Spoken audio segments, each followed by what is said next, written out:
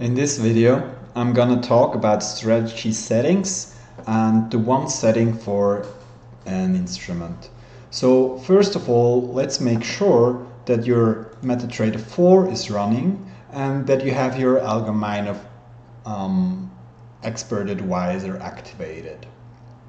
If you don't know how to do that, I've also published a video on how to install the Algominr Expert Advisor. Alright, so we're all good. So let's set up a new MetaTrader 4 project and import Euro US dollar and maybe Euro Japanese yen. I hit import.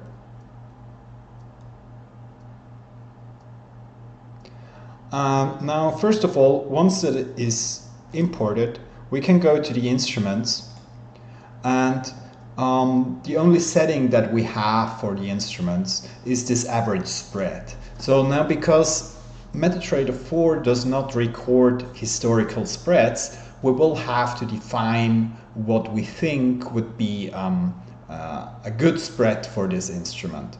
So now for Euro US dollar, and this is with Oanda, the spread is typically around 0.0012.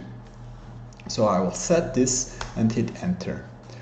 For Euro Japanese yen, usually the spread is a little bit higher, so I will set it here to 0.0015.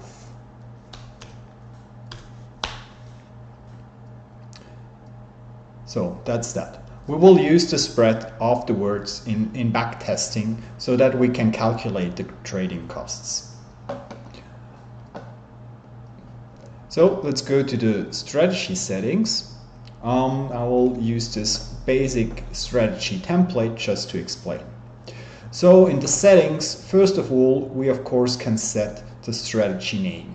I will try to create a strategy that trades Euro US dollar, so I will just call this strategy Euro US dollar and hit enter to update the fields. Now the initial cash field basically just determines what the simulation, what the backtest will use as the initial cash amount. I'm quite happy with these 100,000, and it will also leave the order size in units, not lots, to 10,000. Now the next slider here determines the training size as well as the testing size. So how this works is that when we create a new strategy that needs to be trained on historical data, we have to split up our sample, our data, into a training set and a testing set. On the training set, we calibrate all the parameters of the strategy, and on the testing set, we set or we just test how well these parameters perform. I will switch this to 80% will be used for training and only 20% will be then used for testing.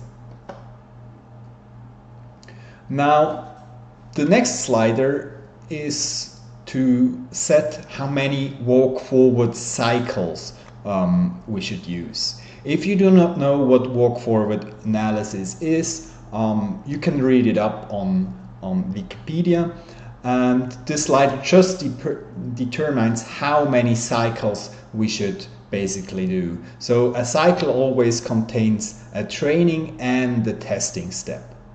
I will set this to 2. Now the start date cannot be older than what you have imported from the data, of course.